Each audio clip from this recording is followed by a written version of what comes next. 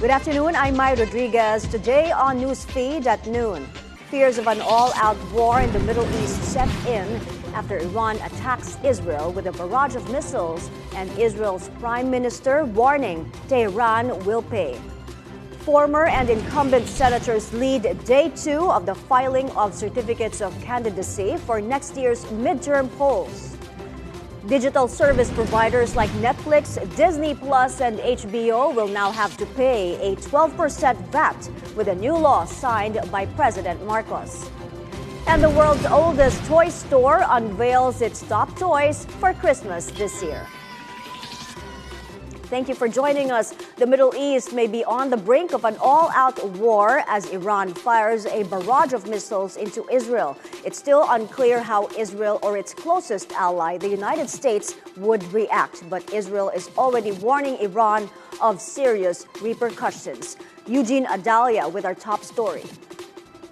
Fears of a wider conflict in the Middle East setting in after Iran launched ballistic missiles against Israel. Iran says the assault came after a period of restraint and was in retaliation for Israel's incursion into Lebanon and its aggression in Gaza. Iran's Revolutionary Guard Corps claimed 90% of the missiles hit their targets, including air and radar bases in Tel Aviv. As Iranians took to the streets of Tehran to celebrate, many others lined up to stock up on supplies like fuel as Israel vowed a sharp response to Iran's attack. Israel says Iran launched more than 180 missiles, most of them intercepted with the help from U.S. warships. At my direction, the United States military actively supported the defense of Israel. Make no mistake, the United States is fully supportive of Israel. The White House says Iran's attack was brazen and unacceptable and urges every nation in the world to condemn it, a call Britain heeds. We stand with Israel and we recognize her right to self-defense in the face of this aggression. Iran must stop these attacks, together with its proxies like Hezbollah. Iran has menaced the Middle East for far too long. As Iran warns of more attacks if Israel retaliates, Israeli Prime Minister Benjamin Netanyahu says Tehran made a big mistake and will pay for it. Eugene Adalia, BNC. Iran's missile attack comes roughly 1 month ahead of the U.S. presidential elections in November. And Republican candidate Donald Trump seized the opportunity to criticize his Democratic rival, Vice President Kamala Harris. Trump says the attack on Israel would never have happened if he was in the White House. If I win, we will have peace in the world again. I guarantee we will have peace in the world again.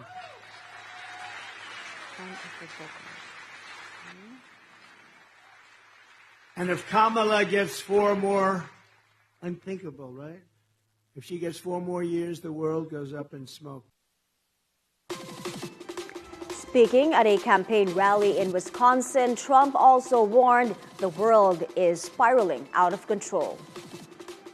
I've been talking about World War III for a long time, and I don't want to make predictions because the predictions always come true. We're not going to make, but they are very close to global catastrophe. We have a non-existent president and a non-existent vice president who should be in charge, but nobody knows what's going on. She was at a fundraiser in San Francisco.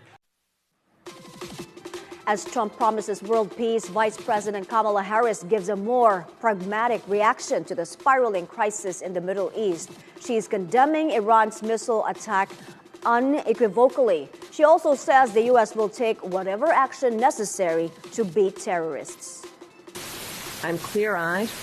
Iran is a destabilizing, dangerous force in the Middle East, and today's attack on Israel only further demonstrates that fact. As I have said, I will always ensure Israel has the ability to defend itself against Iran and Iran-backed terrorist militias. My commitment to the security of Israel is unwavering. And let us be clear, Iran is not only a threat to Israel, Iran is also a threat to American personnel in the region.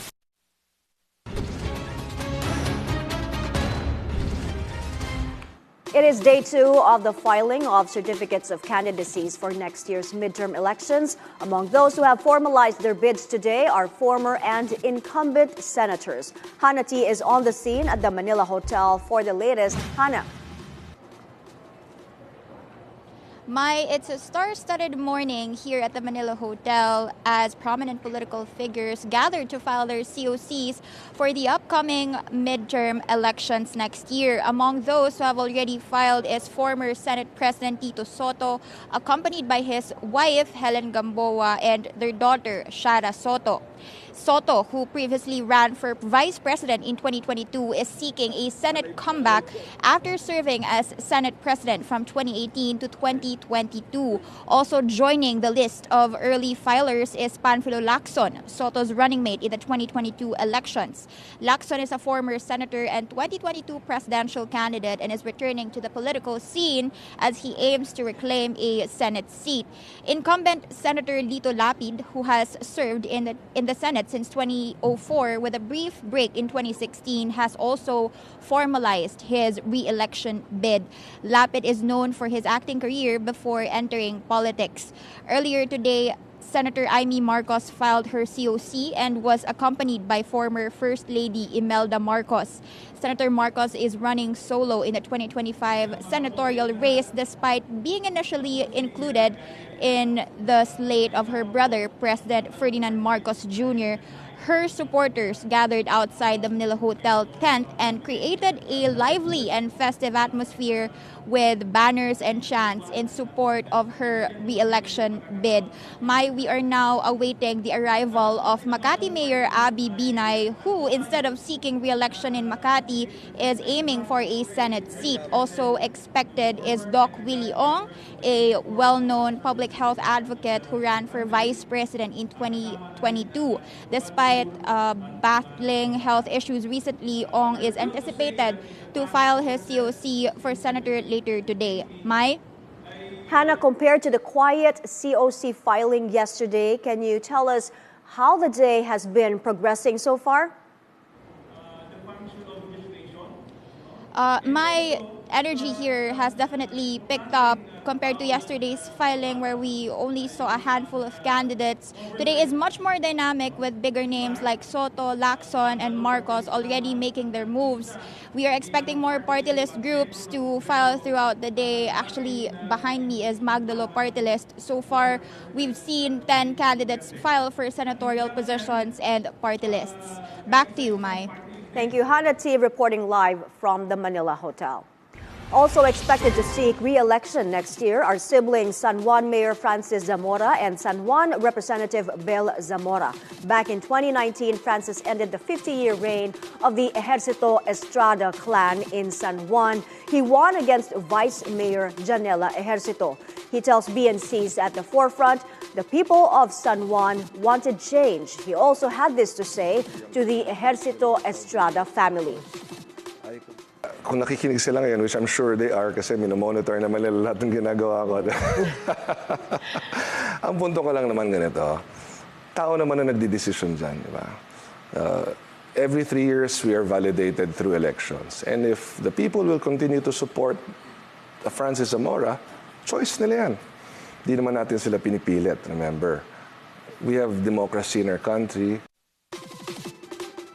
The Zamoras also shared entering politics was not really their first choice.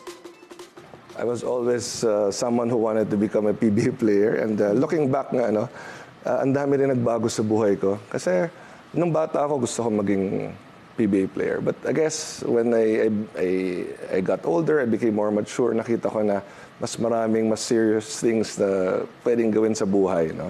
I went to law school. I was inspired, of course, by Dad to become a lawyer. And then, you know, as an idealistic lawyer, you want to help the poor, you want to do POW and all of that. And then he said, no, you're going to our law office. So I went to our law office. I had a lot of fun there. And in fact, I'm still practicing with a limited practice now. So I'm still there. But this was the last thing I had in mind, honestly. And they were able to convince me that someone has to follow in her dad's footsteps. Up next on Newsfeed at noon, Jimmy Carter celebrates yet another extraordinary milestone. He's become the first ever former U.S. president to reach the century mark. This and other stories after the break. Stay with us here on BNC.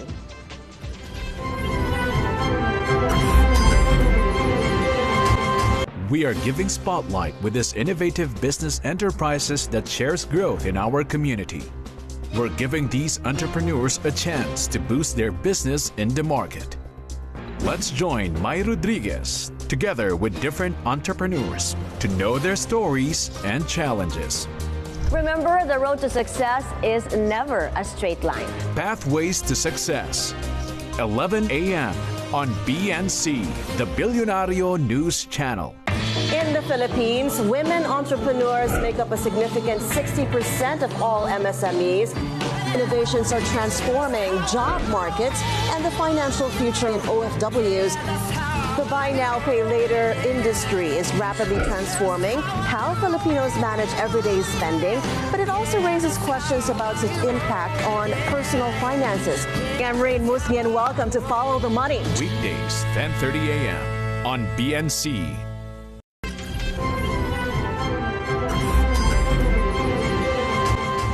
We're back here still on Newsfeed at noon.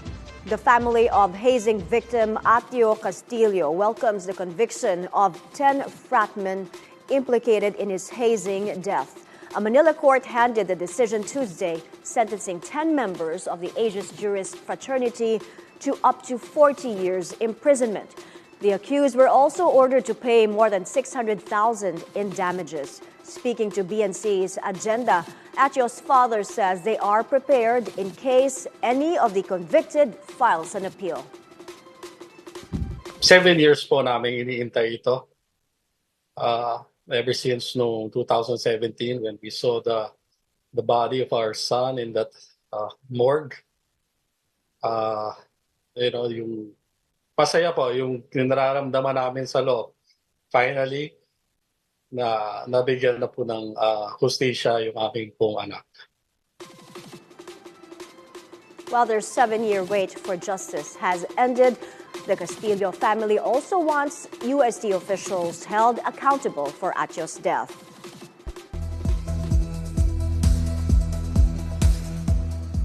Grief in Thailand after a school bus carrying teachers and students on a field trip caught fire, killing 23 people. Among the dead were 20 children. Witnesses say the bus crashed into a concrete barrier along a highway north of Bangkok after one of its tires burst. It was then consumed quickly by flames. 19 students survived. Thailand's prime minister has expressed her condolences to the victims' families and says an investigation is underway. In Gaza, the threat of famine persists almost a year into the war between Israel and Hamas. This prompted a food blogger to switch careers, becoming a chef to feed children in the Palestinian territory. He says he's using whatever means available to make meals. More than that, he also wants to tell the story of what's really happening to children caught in the crossfire. The World Health Organization also sounding the alarm over the malnutrition problem in Gaza. The United Nations has determined that if the situation does not improve, the risk of famine could arise, where we would have increased rates of mortality associated with severe malnutrition. Our biggest concerns in settings of food insecurity of the level that we have right now is the vulnerable groups, particularly children under the age of 5, and particularly pregnant and lactating women. With just months left in office, U.S. President Joe Biden has a tough task ahead of him as the extent of destruction caused by Hurricane Helene unfolds. The storm killed more than 100 people across 6 states, and the death toll is expected to rise once rescue teams reach isolated areas. Biden, who is due to visit one of the hardest hit, North Carolina, says rebuilding efforts could take years and will likely cost billions of dollars. People are scared to death. People wonder whether they're going to make it. We still haven't heard from a whole lot of people. Until the work is done, we're going to stay. I'm going to, as I said, Congress needs to make sure that the states have every available resource, and we have an obligation. Another extraordinary milestone for former U.S. President Jimmy Carter. Carter turned 100 on Tuesday, the first ever former U.S. president to reach the century mark.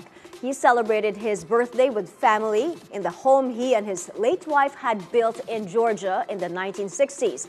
Beyond serving as president from 1977 to 1981, Carter worked as a global mediator, rights activist, and elder statesman. He founded the well-respected Carter Center in 1982 and won the Nobel Peace Prize in 2002. I think his legacy was that he cared. He cared for everybody. It didn't matter what creed, race, color you were, he cared. He's an amazing person. So I volunteered back home in the Philippines. I used to volunteer in the Habitat for Humanity. So I felt like way back when I was still not even a U.S. citizen. I've heard of him, and I feel like what he's doing and what he has achieved is really like mighty good. The White House also extending its greetings to the former president. President Joe Biden hailing Carter as a beloved friend and one of the most influential statesmen in U.S. history.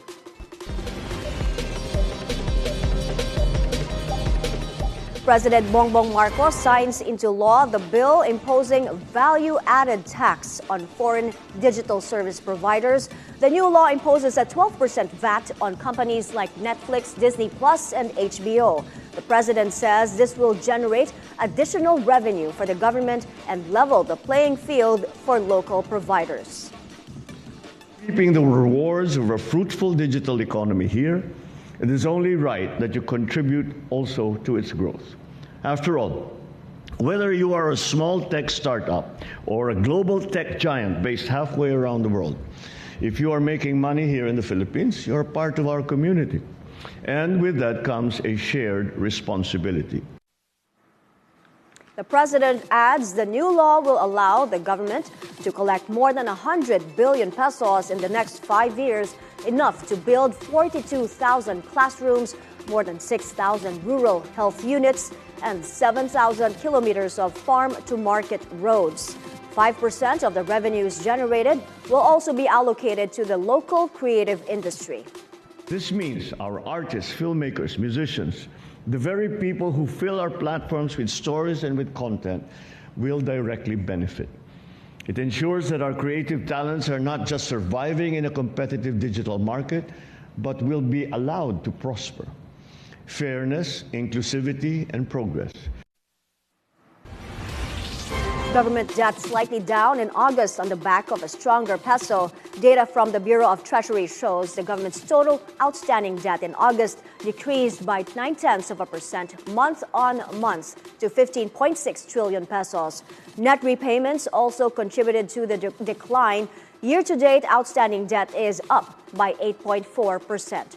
Foreign borrowings fell 3.6% to 4.8 trillion pesos, while domestic debt rose by 0.4% to 10.8 trillion pesos due to the issuance of government securities. After a 4-year hiatus, French luxury brand Chanel makes a triumphant return to the iconic Grand Palais for its highly anticipated spring-summer runway show. Tuesday's show attracted a star-studded crowd, including Chanel ambassador and K-pop superstar Jennie, along with the fashion icon Naomi Campbell, a regular at Paris Fashion Week. The Grand Palais has hosted some of Chanel's most iconic shows, including those led by the late Karl Lagerfeld. After closing for renovations in 2021, the venue recently reopened for the Paris Olympics fencing competition, welcoming Chanel back to its storied stage. Up next, we go to Chile's Easter Island as it plays host to a celestial spectacle. We'll tell you more about this when Newsfeed at Noon returns. Keep it here on BNC.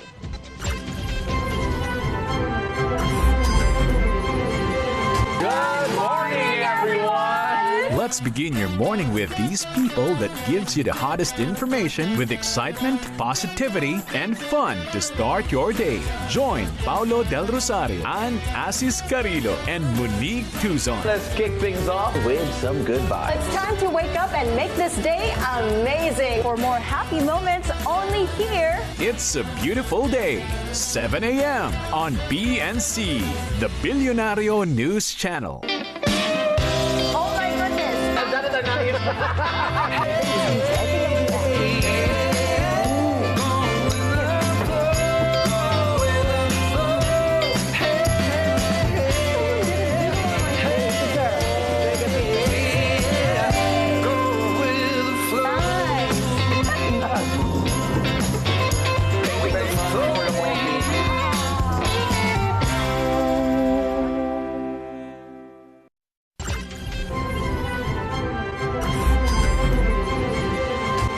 We're back. You're still on Newsfeed at noon.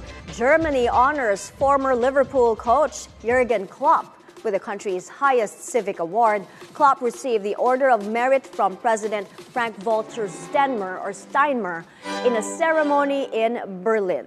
He was recognized for his achievements towards German-British friendship and involvement in social and community activities. Tagged as Britain's most popular German, Klopp led Liverpool in the English Premier League for more than 8 years. He stunned the world of football in January after saying he was stepping down because he was running out of energy. Eclipse chasers descend on Chile's Easter Island for a glimpse of the celestial spectacle. A solar eclipse will dazzle the skies Wednesday, also known as the Ring of Fire. The astronomical event will be totally or partially visible for some regions of Argentina and Chile. NASA says this kind of eclipse is usually the longest, as the ring can even be seen for more than 10 minutes. Oh, I saw the first total eclipse in the early 1970s as a young person, and it was very fascinating. And working as an engineer, able to make it have the resources to travel and see the eclipses was wonderful. It makes me feel very small in the big universe. Yeah. No, it's a spiritual thing for most people. And many times when I'm at a total eclipse, almost before the total part of it is over, somebody is asking me, when is the next one? Where is it? A treasure trove of lithographs by Spanish surrealist Salvador Dali sparks an auction battle after being kept in a garage for 50 years. 11 prints went on the auction block, initially between 500 and 700 pounds, but every single one were sold beyond their estimates. The most sought after, an abstract color lithograph of nude figures, was bought for 4,900 pounds. The prints were found in a garage in Berkeley Square by an antiques expert. Client called in. He was clearing out some sort of different bits and pieces and things from his garage in central London in Mayfair. And we stumbled on these in the garage, safely stored. He bought them from a gallery that was closing down in the sort of early 1980s, I think. And I think it was something like £600 or £700 he paid for all of them. But, you know... And before we go, Santa is probably starting to make his list, and so should you. To help with the task at hand, Hamleys, the world's oldest toy store, just unveiled its list of top toys this Christmas. It includes beloved characters like Stitch and a Lego Bumblebee. Also making the list, huggable plushies. Yeah, so film and TV is really big for us this year. Stitch is popular. He's got a new movie coming out, so we believe he's going to be one of our top toys for Christmas. Another film that's coming out is Transformers. We've got a big Bumblebee from Lego, and this is for our Kidult range, because Kidult's big for us. It's never too early for Christmas. You know, Christmas for us, we start talking about Christmas in January. As soon as it's over, we start talking about the next Christmas. It's never too early indeed. Go start your Christmas shopping. And those are the news this hour. I'm Mai Rodriguez. Keep it here on BNC, the Billionario News Channel. Good afternoon.